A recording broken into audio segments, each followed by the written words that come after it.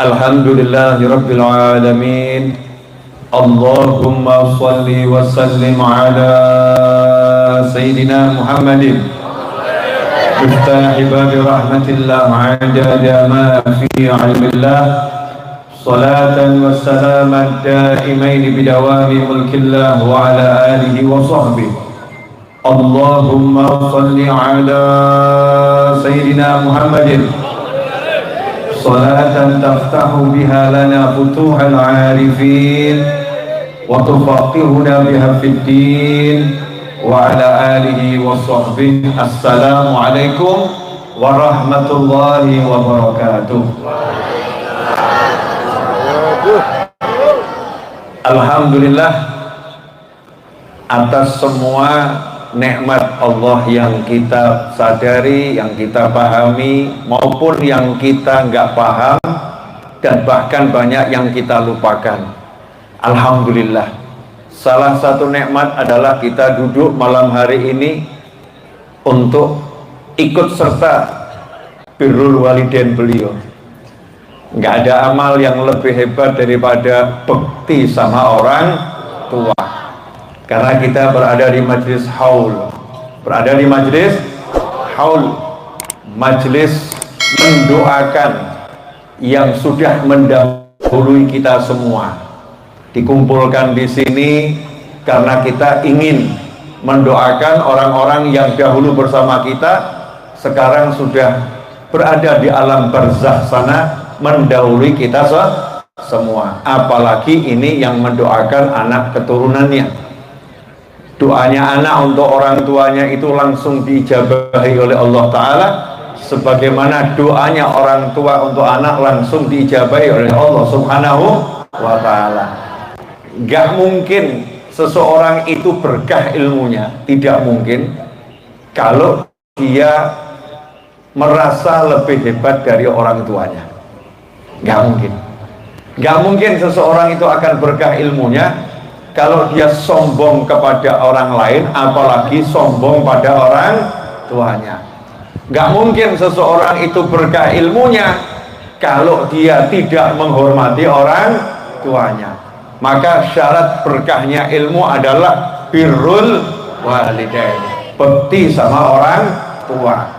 Doakan orang tua terus, maka kita akan dapat ilmu yang barokah. Sholawat serta salam semoga dapat terus antum, saya, kita semua haturkan dan persembahkan kepada baginda Muhammad sallallahu alaihi wasallam. Karena kita nggak sholawat nggak jadi masalah buat Allah Ta'ala, nggak jadi masalah buat Nabi Muhammad SAW, tapi jadi masalah buat kita semua. Kalau kita nggak sholawat maka jadi masalah buat kita semua. Kenapa? Semakin sedikit sholawat kita, maka semakin jauh orang itu dari Nabi Muhammad SAW.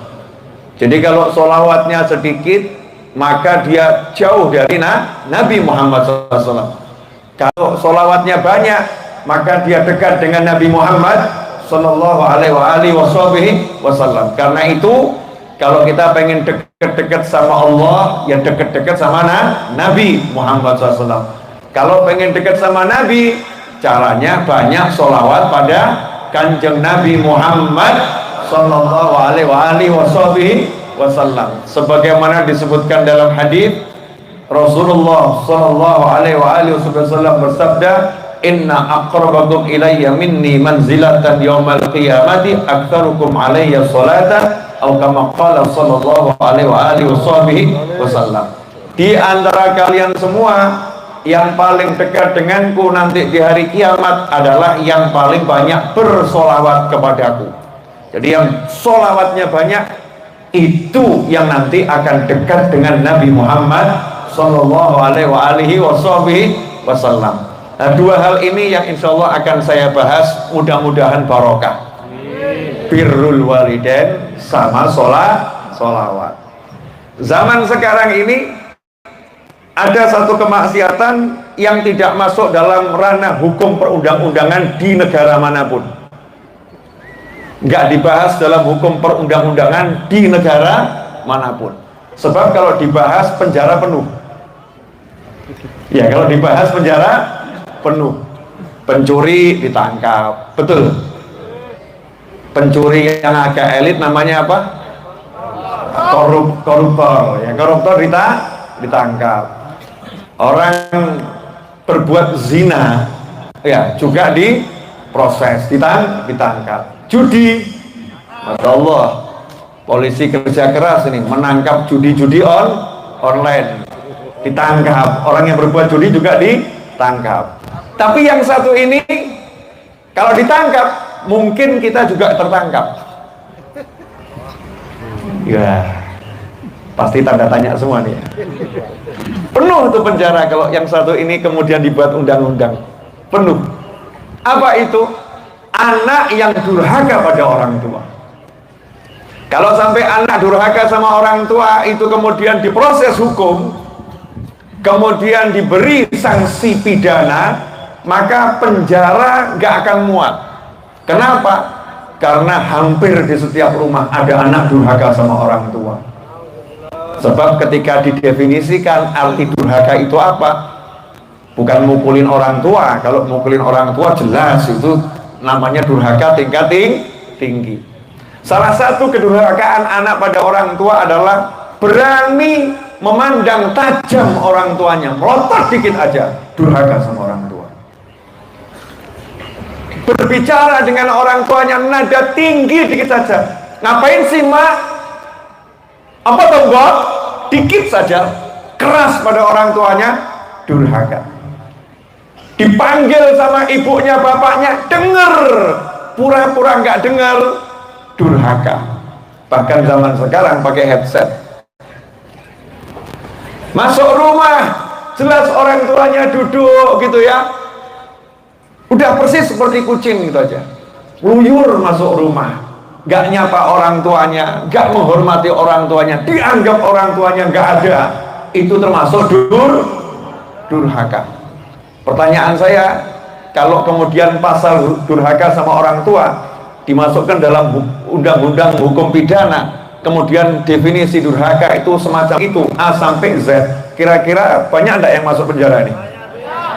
Banyak. Makanya bersyukurlah ya, itu tidak masuk dalam undang dunia, tapi masuk undang-undang akhirat. Undang-undang akhirat ngeri. Kenapa? Ridhallah fi ridhal walidain wa sukhtullah fi sukhtil walidain. Ridhonya Allah bergantung ridhonya orang tua, marahnya Allah bergantung marahnya orang tua. Man asbaha murdiyan li wa muskhitan li walidayhi fa ana anhu sakhit. Man asbaha muskhitan li wa murdiyan li walidayhi fa ana anhu radin, atau kama qala Allah taala fi hadits qudsi. Siapa yang pagi-pagi buat aku senang, kata Allah taala, seperti yang sudah sering saya jelaskan, malamnya tahajud ya sampai jam segini, ikut rasul, sholawatan, ikut kajian sama Habib Novel dan Habib-Habib yang lain dengan para kiai, para alim ulama, ya, yang kumpul di sini. Bagus atau nggak bagus? Bagus. Allah senang atau nggak senang? Senang. Pulang dari sini masih lanjut sholat malam 200 rakaat. Masya Allah. Allah senang atau nggak senang? Senang. Selesainya udah mau subuh, bertahan. Sholat subuhnya nggak mau di rumah, berangkat ke masjid. Sholat sunnah fajar 2 rakaat dijalankan, zikirnya dijalankan, subhanallah bihamdi, subhanallahil azim, astagfirullah 100 kali dijalankan. Ya hayyu ya qayyum la ilaha illa anta 40 kali dijalankan. Setelah itu sholat subuh berjamaah, selesai zikir, wirid, wiridul latif dan wirid-wirid yang lain dibaca. Allah senang atau nggak senang? Senang. Siapa yang pagi harinya semacam ini menyenangkan Allah, pulang ke rumah, sampai rumah ketemu ibunya. Ibunya ngomong, nak, tolong antarkan ibumu ke pasar, boncengkan ibumu ke pasar. Jawab, ngantuk mak, ngantuk mak, ngantuk bu. Ke hati ibunya terluka. Apa kata Allah Ta'ala? Man asbaha murdiyan li, Siapa yang pagi-pagi buat aku senang, wa muskhitan liwalidayh, tapi dia membuat kedua orang tuanya atau salah satu di antaranya murka, fa ana anhu sahid, maka aku murka kepadanya. Pahala sholat malamnya hilang, pahala Rosso, Habib Novel dan kawan-kawan hilang, pahala haulnya kita hadir haul hilang, pahala tahajudnya hilang, pahala subuh berjamaahnya hilang. Kenapa? Karena kena murkanya Allah Subhanahu wa ta'ala. Ngeri atau enggak ngeri? Ngeri. Makanya hati-hati. Ya makanya hati-hati. Enggak ada berkah kalau enggak bekti sama orang tua. Diceritakan ada 3 orang yang menjalin persahabatan di suatu desa. Dari kecil 3 orang ini bersahabat terus, dan ahli cari ilmu, ahli nyantri. Di desa itu banyak pondok, setiap pondok sudah didatangi. Ya, setiap pondok didatangi. Sampai akhirnya para kiai, para alim ulama di desa tersebut mengatakan kepada 3 pemuda yang rajin tadi, kalian sudah tidak layak tinggal di desa ini. Semua orang pinter di sini ilmunya udah diturunkan pada kalian semua. Kalian berbakat, jadi silahkan pergi keluar kota ke pondok yang lebih besar, biar jadi ulama besar. Bisa mengalahkan kami. Nanti kalau balik ke desa jadi kebanggaan desa. Yang 2 berangkat, yang 1 bilang sama temannya, mohon maaf, saya nggak bisa berangkat. Loh kenapa? Nggak boleh sama ibu saya. Nggak boleh sama ibu saya. Sumpah dia. Nanti 2 temanku jadi pinter, aku bodoh. 2 temanku pintar, aku bodoh. Rugi saya nggak bisa cari ilmu. Sedih. Tapi karena ini perintah ibunya, kamu di rumah temani ibu, maka nurut sama ibunya. Hasilnya orang dulu itu kalau sumpah punya ilmu, idza dhaqat 'alaikal umur fa 'alaika bi ahlil kubur. Itu ilmunya dari zaman Kanjeng Nabi Muhammad SAW sampai sekarang dan sampai kapanpun juga. Kalau kamu mumet, ya kalau kamu pusing karena banyak masalah, fa'alaika bi ahlil kubur, maka datang saja ziarah ke kuburan. Kenapa? Yang di kuburan itu orangnya baik-baik. Kamu kalau keluh kesah di sana pasti didengarkan. Betul ya? Tiap hari curhat saja ke kuburan, didengarkan nggak? Didengarkan. Tapi kalau tiap hari curhat ke Habib Husin, Masya Allah, ditendang jenengan. Itu bahasa kasarnya begitu ya. Ya Habibnya sabar, tapi yang nendang bukan Habib Husin nanti, yang lain. Kamu setiap kali datang ke sini kok sambat, nggak ada berita baik, apa kok buruk terus gitu ya, disingkirkan. Manusia capek dengar berita yang nggak enak, capek. Tapi kalau yang di kuburan nggak capek. Idza dhaqat 'alaikal umur fa 'alaika bi ahlil kubur, ziarah itu yang ziarahi Wali Songo itu Masya Allah itu. Sunan Ampel tuh terima keluh kesah macam-macam itu. Sunan Bonang terima keluh kesah macam-macam. Ya Allah, berkat Sunan Bonang, ya Rabb, kembalikan suamiku yang hilang. Ada itu yang model begitu. Ada enggak yang model begitu? Ada. Allahumma, berkat Sunan Ampel, lunaskan hutangku sudah luar biasa. Jadi yang datang ini ke kuburan sambat semua itu. Sambat. Tapi ahli kubur itu Masya Allah, di alam barzah sana angkat tangan, ya Allah selesaikan masalahnya, ya Allah bereskan urusannya, ya Allah selesaikan masalahnya. Termasuk anak muda ini paham, ilmunya paham. Idza dhaqat 'alaikal umur fa 'alaika bi ahlil kubur. Maka anak muda ini pun berangkat ke kuburan niat ziarah. Di depan area pemakaman lagi termenung gitu, ditemui 1 orang tua. Nah, kenapa kamu sedih? Ya saya ini pengen cari ilmu tapi nggak boleh sama ibu saya. Ya sebetulnya yang saya dapat di desa udah cukup, yang wajib-wajib udah selesai, makanya saya nggak bisa maksa ibu saya, karena ini judulnya cuma memperdalam ilmu saja. Judulnya memperdalam ilmu saja. Tapi saya sedih, nanti teman-teman saya, sahabat saya 2 itu jadi pinter, saya jadi bodoh. Orang tua tadi terus ngomong, mau tidak kalau kamu saya ajari, nanti insya Allah kamu gak kalah pinter sama teman-temanmu. Nah, anak muda tadi juga heran, lawang ini bukan kiai yang dikenal di desa, bukan ustadz yang dikenal di desa, siapa orang ini? Tapi karena dilihat wajahnya ya wajah orang alim, orang soleh, maka ya mantuk, siap mau diajarin. Ya udah ya, tiap hari kamu jam segini datang ke sini ya. Cuman syaratnya satu, kamu nggak boleh nanya nama saya. Kalau kamu nanya nama saya siapa, selesai saya nggak mau ngajarin kamu lagi. Siap, belajar. Ternyata dalam waktu 3 bulan dia bisa mengalahkan temannya yang belajar udah tahunan. Orang-orang pinter tuh kalah sama dia semua dalam waktu 3 bulan, rajin tiap hari.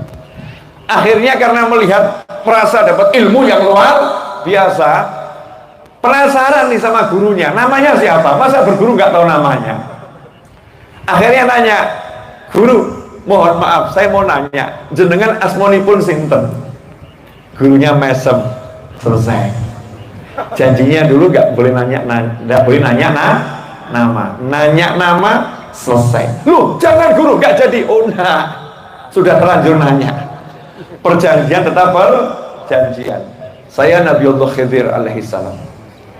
Saya ditugaskan Allah ngajarin kamu karena bektimu kepada ibu. Saya ditugaskan Allah ngajarin kamu karena bektimu kepada ibu. Dan kamu gelo kok nggak bisa cari ilmu. Makanya saya ngajarin kamu. Tapi sekarang kamu udah nanya nama saya, selesai. Saya nggak boleh ngajarin kamu lagi. Dan insya Allah ilmumu cukup dan barokah. Ini dapatnya gara-gara apa? Bekti sama orang tua. Gak ada sejarahnya para habaib jadi orang alim, orang soleh ya dengan ABC, enggak. Modalnya satu, bekti sama orang tua. Saya ini bisa jadi seperti ini, itu ya gara-gara diantaranya yang paling saya ingat, saya nurut sama ibu saya. Dulu tuh saya pondok di Darul Lughah wa Dakwah.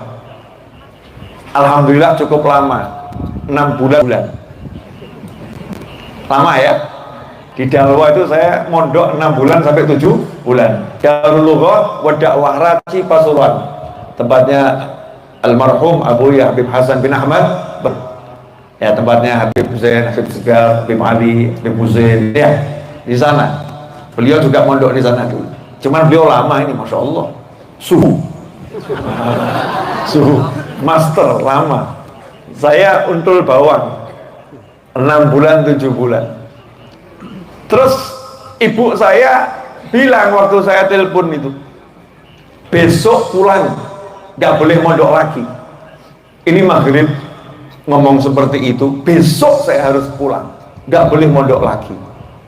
Padahal semua udah tahu adatnya Abu Ya Habib Hasan Baharun itu nggak boleh pulang kecuali 10 tahun 12 tahun, mirip Abu Yasin Muhammad bin Alwi Al-Maliki. 6 bulan 7 bulan nggak boleh. Maka saya ngomong sama teman-teman di pondok, gimana nih suruh pulang sama ibu saya, izinnya gimana ya? Oh jangan berani-berani izin kamu. Ini teman-teman ya, oknum-oknum ini nakut-nakutin saya dulu, jangan izin. Itu kemarin ada yang nekat, baru setahun kok nekat pulang, sampai rumah ketabrak teklek kakinya. Masya Allah. Ceritanya itu yang teman-teman pondok itu kan ya, ceritanya biar saya nggak pulang gitu loh ya, biar di situ. Jadi dibawakan cerita-cerita yang kualat-kualat gitu, yang kualat-kualat. Saya bilang nggak bisa, saya harus pulang. Memperintahi ibu masuk masjid, sholat isya, selesai sholat isya saya tambah sholat hajat 2 rakaat, terus angkat tangan. Ada tawasulnya tapi saya siakan. Mahal itu. Kalau dengan mau ambil ijazahnya, puasa dulu 800 hari.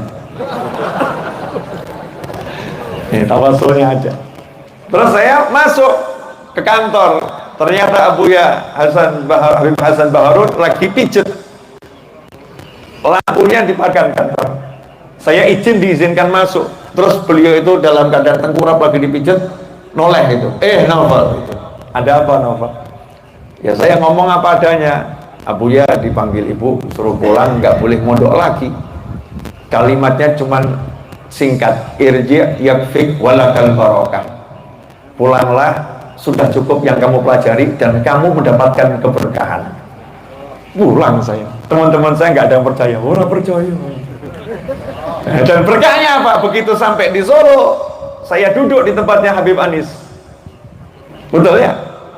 Terus 10 tahun sampai wafatnya Habib Anis. Dan terus sampai sekarang nih barokahnya. bisa ngajar di sini, bisa ngajar di sana, gara-gara satu hal, nurut sama ibu saya. Nurut sama ibu saya.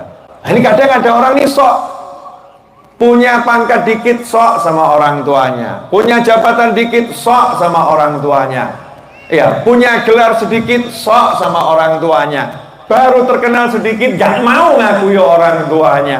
Masya Allah. Punya duit sedikit, sok sama orang tuanya, punya ilmu sedikit, sok sama orang tuanya. Ngeri. Na'udzubillah min dzalik. Jadi kalau pengen barokah, pengen sukses dunia akhirat, syaratnya bekti sama orang tua. Saya punya paman, semoga Allah panjangkan usianya dalam kesehatan, kebaikan, ketaatan, keridhaan, kebahagiaan. Namanya Ali, julukannya Bakso. Ya, Habib Ali Bakso. Kenapa julukan itu melekat? Karena dulu ketika jadi anak yatim, jadi kakek saya itu meninggal, anak-anaknya masih kecil, diasuh semuanya oleh Habib Husin bin Muhammad Al-Haddad Tegal. Kemudian sama Habib Husin yang laki-laki dipondokkan di Darul Aitam Jakarta. Namanya juga Darul Aitam, pondoknya anak yatim. Jadi kalau udah balik nggak yatim lagi. Jadi kalau udah balik harus keluar dari pondok. Nah, paman saya masih kecil keluar dari pondok ke Solo kerja. Nah, salah satu kerjanya dulu jadi karyawan warung bakso. Bukan pemilik ya, karyawan warung bakso. Asalnya itu, sehingga dikenal orang Ali Bakso, Ali Bakso, Ali Bakso. Tapi nama ini beliau sukai karena mengingatkan terus dengan perjuangannya di masa lampau. Nah, sampai akhirnya alhamdulillah sukses jadi orang yang berharta dan hartanya barokah. Hartanya barokah. Salah satu pekerjaan paman saya dengan tingkat kekayaan yang tinggi itu adalah, ya, salah satu pekerjaannya memasukkan jenazah ke kuburan. Jadi saya sempat nanya, Pak Le gitu ya, udah berapa yang berhasil jenengan tanam di kuburan? Jawabannya baru 1000. Hobinya dulu ketika sehat gitu ya, masih mudanya, jadi setiap ada orang meninggal di Pasar Kliwon pasti paman saya masuk ke sana. Sugih, Masya Allah. Nah, datanglah mahasiswa bersama dosen ke rumah paman saya karena melihat sukses perusahaan tekstilnya itu, pengen belajar cara suksesnya. Duduk bareng dosen mahasiswa.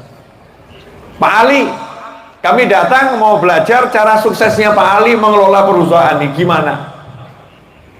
Paman saya balik bertanya, lah kamu ini, saya mau nanya, kamu kerja ini pengen apa? Salah satu mahasiswa jawab, pengen punya rumah yang besar. Yang satu lagi pengen bisa beli mobil. Ya, satu lagi pengen punya harta yang banyak. Paman saya dengan santai menjawab, mulai hari ini gak usah kerja. Loh, kenapa Pak Ali? Gak akan sukses. Gak akan sukses. Suksesnya nanti semua palsu, habis. Nah, terus gimana caranya sukses? Kalau mau sukses, niat cari uang untuk senangkan orang tua. Kalau mau sukses, niat cari uang untuk senangkan orang tua, kamu akan sukses. Saya sejak awal kalau punya uang saya berikan orang tua saya. Punya uang saya serahkan orang tua saya. Nanti saya minta saja buat jajan. Setelah orang tua saya meninggal, saya punya uang ya saya serahkan orang tua saya. Saya bagi ini 30%, ini jatahnya orang tua saya di alam barzah. Terus dikirimkan begitu. Pertanyaan saya, sanggup nggak kita mencontoh yang seperti ini? Di hadapan orang tua sadar aku nggak punya apa-apa, aku wekmu mbok, anta wa maluka li abik, anta wa maluka li abik. Kamu itu artinya apa? Sekujur tubuh, ginjal, jantung, liver. Sehingga kalau orang tua meminta tolong donorkan ginjalmu, maka jangan ada rasa ragu, ambil. Itu baru benar namanya anak. Anta wa maluka li abik. Mal itu harta, pangkat, derajat, semua yang nempel, nempel, jam tangan, handphone, apapun itu, rumah li abik, bahkan anak. milik orang tuamu. Ini kadang saja dimintain uang sama orang tuanya, jawabannya kemarin barusan saya kasih, sekarang minta lagi. Ada lagi yang ngomong utangnya belum dibayar, Bu. Ibunya suruh utang sama anaknya. Yang model begini ada nih, oknum-oknum durhaka ini ada. Mudah-mudahan kita selamat dari yang semacam itu, amin. Ya, jangan sampai durhaka sama orang tua, modelnya seperti apapun. Angkat tangan, doakan orang tua. Rabbighfirli wali walidayya warhamhuma kama rabbayani shaghira. Setiap habis sholat baca itu, Rabbighfirli wali walidayya warhamhuma kama rabbayani shaghira. Kelihatannya sepele, kelihatannya sederhana, tapi Rasul menyatakan sallallahu alaihi wasallam, Allah tidak akan menghentikan rezeki dari seorang hamba selama hamba itu mau mendoakan orang tuanya. Makanya kalau yang rezekinya seret, cek tuh hubungannya sama orang tuanya. Kalau ilmunya kok ngapalkan susah gitu ya, cek itu hubungannya sama orang tuanya. Kalau urusan kok ruwet, gak mulus-mulus, cek tuh hubungannya sama orang tuanya. Presiden RI Pak Jokowi itu bejonya, beliau itu didoakan oleh almarhumah ibunya setiap hari dengan membaca surat Al-Fatihah 100 kali tiap hari. Tiap hari ibunya itu baca Al-Fatihah 100 kali, niat nirakati anaknya. Masya Allah. Nah, kita ini sebagai orang tua, apakah mikir yang semacam itu untuk anak-anak kita? Duduk, baca amalan tertentu, niat untuk anak-anaknya. Apakah kita lakukan yang semacam itu? Karena anak-anak ini kalau nggak didoakan orang tuanya, kesian. Kadang-kadang orang tuanya buat anaknya disiksa sama Allah Subhanahu wa ta'ala. Dengan orang tuanya benci sama anaknya, marah sama anaknya, keras hati kepada anak. Seharusnya jadi orang tua itu yang serba memaafkan anak. Jadi orang tua itu yang selalu hatinya nggak ada pegel, nggak ada mangkel, nggak ada sebel, nggak ada jengkel sama anak. Kenapa? Karena kalau orang tuanya sebel, mangkel, jengkel sama anak, nasihat seperti apapun nggak mungkin bisa merubah hatinya. Kenapa nggak mungkin? Karena sudah dikatakan ridullah fi ridul walidain wa suhdullah fi suhdil walidain. Kalau orang tuanya marah, bagaimana bisa dapat ridhonya Allah? Nah, kalau nggak dapat ridhonya Allah, berarti nasihat nggak bisa masuk. Makanya Rasul bersabda sallallahu rahimallahu ra'an a'ana waladahu ala birrih atau kama qala sallallahu. Semoga Allah merahmati seorang ayah atau ibu yang jadi anaknya nggak dikasih beban yang berat, anaknya serba dimaafkan dan lain sebagainya. Bab pertama sudah selesai. Alhamdulillah. 28 menit. 28 menit itu lama atau cepat? Hah? Cepat? Masya Allah. 28 menit katanya cepat. Tambah dikit lagi ya. Gak usah lama-lama, yang penting barokah. Nah, sholawat ini sering diabaikan. Orang-orang awam itu sering menganggap remeh sholawat. Orang awam ya, kalau sholat tahajud, tahajud memang hebat, sholat kok ya. Sodakoh, sodakoh, sodakoh ya hebat, namanya sodakoh. Puasa, puasa. Jadi orang yang ahli puasa merasa hebat dengan puasanya. Orang yang ahli tahajud merasa hebat dengan tahajudnya. Tapi seringkali dengar kata sholawat dianggap remeh. Apa sih sholawat? Dianggap remeh. Tapi untuk para wali, sholawat ini sesuatu yang luar biasa. Kenapa? Karena sholawat ini syarat dekat dengan Allah Subhanahu wa ta'ala. Kalau nggak rajin sholawat, nggak banyak sholawat, nggak akan bisa dekat dengan Allah ta'ala. Kenapa nggak bisa dekat dengan Allah? Karena dekat dengan Allah syaratnya harus dekat dengan Nabi Muhammad SAW. Syaratnya dekat dengan Nabi Muhammad SAW harus banyak sholawat. Bahkan Allah buat pernyataan secara terbuka kepada seluruh hambanya yang beriman. Innallaha wa malaikatahu yusalluna 'alan nabi ya ayyuhalladzina amanu sallu 'alaihi sallimu taslima. Allahumma salli wa sallim wa barik alaihi wa ala alihi. Ini ayat selalu dibaca itu. Kalau Jumatan nggak pernah nggak dibaca terus itu. Kalau ada maulid di awal dibaca ini ayat ini. Sesungguhnya Allah senantiasa bersolawat pada Nabi Muhammad Sallallahu Alaihi Wasallam. Para malaikat selalu bersolawat pada Nabi Muhammad Sallallahu Alaihi Wasallam. Hei orang-orang yang beriman, kalian semua solawat dan salam pada Nabi Muhammad Sallallahu Alaihi Wasallam dengan salam yang terbaik, salam yang terhebat, salam yang banyak. Itu perintah dari Allah Subhanahu wa Ta'ala.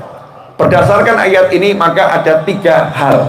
Yang pertama ada solawatnya Allah, yang kedua ada solawatnya malaikat, yang ketiga solawatnya orang yang beriman. Siapa?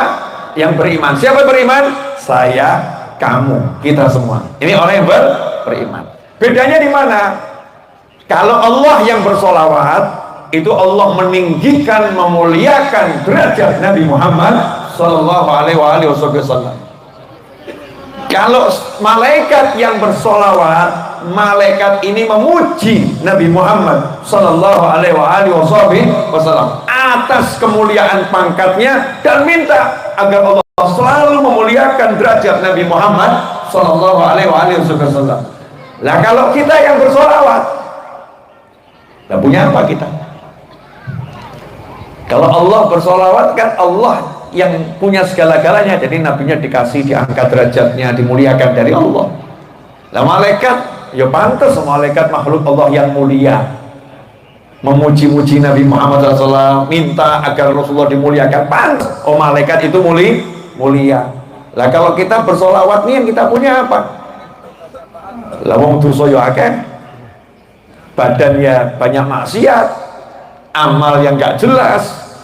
Makanya kalau kita bersolawat, kita diajari oleh Nabi Muhammad SAW, kamu jangan bersolawat, kamu jangan bersolawat, gak layak, gak level, gak bisa kamu bersolawat.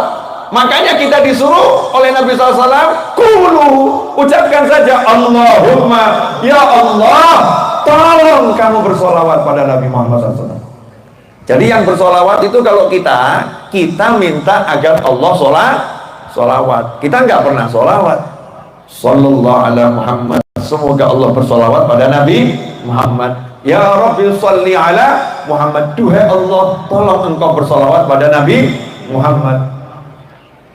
Aku minta kepadamu ya Allah, antus salliya wa tusallima, agar engkau bersolawat dan salam pada Nabi Muhammad SAW. Semuanya minta kepada Allah Subhanahu wa Ta'ala. Ini hakikat solawat. Makanya begitu kita bersolawat, Allahumma, ya Allah, tolong engkau bersolawat pada Nabi Muhammad SAW, maka saat itu Allah bersolawat kepada kita. Saat itu Allah bersolawat kepada kita. Allahumma, kita manggil Allah. Allah bilang lebih wasa'adik, ada apa wahai hambaku? Tolong engkau salawat pada Nabi Muhammad SAW. Maka Allah pun memuliakan Nabi Muhammad SAW. Kemudian kitanya disolawatin oleh Allah Ta'ala. Gimana Allah nyolawatin kita? Dosa kita diampuni, aib kita ditutup, rahmat diguyurkan pada kita. Apa yang kita inginkan Allah wujudkan. Allah ciptakan malaikat khusus, yang malaikat tadi disuruh mendoakan kita. Nih karena kamu mau mintakan salawat untuk Nabiku, nih aku ciptakan malaikat-malaikat khusus yang malaikat ini akan terus mendoakan kamu selama kamu bersolawat pada Nabi Muhammad SAW. Malaikatnya kemudian mendoakan apa butuh kita. Oh butuhnya nikah, didoakan semoga kabul. Oh butuhnya anak, didoakan semoga kabul. Oh butuhnya nyalek, didoakan semoga jadi. Oh butuhnya ini. Makanya kalau kita punya hajat apapun, salah satu jalan yang tercepat, yang terbaik adalah dengan banyak solawat. Makanya datang kepada kiai, datang kepada ustadz, datang kepada guru, datang kepada habib, minta amalan. Habib, ya ustadz, saya minta amalan biar hajat saya kabul. Diajarin, nih baca solawat munjiyah, nih baca solawat nariyah. Ada lagi yang diajarin ketika sakit, baca apa? Solawat tibil kulu, baca tibil kulu. Wah, ada yang kemudian dikasih amalan munjiyah, datang ke kiainya, yai udah saya amalkan, kurang mandi. Tolong dikasih sholawat yang lain, ini kurang ajar ini. Gak ada sholawat gak mandi. Sholawat itu semua pasti hasil. Istiqomah tapi harus. Istiqomah harus. Istiqomahkan.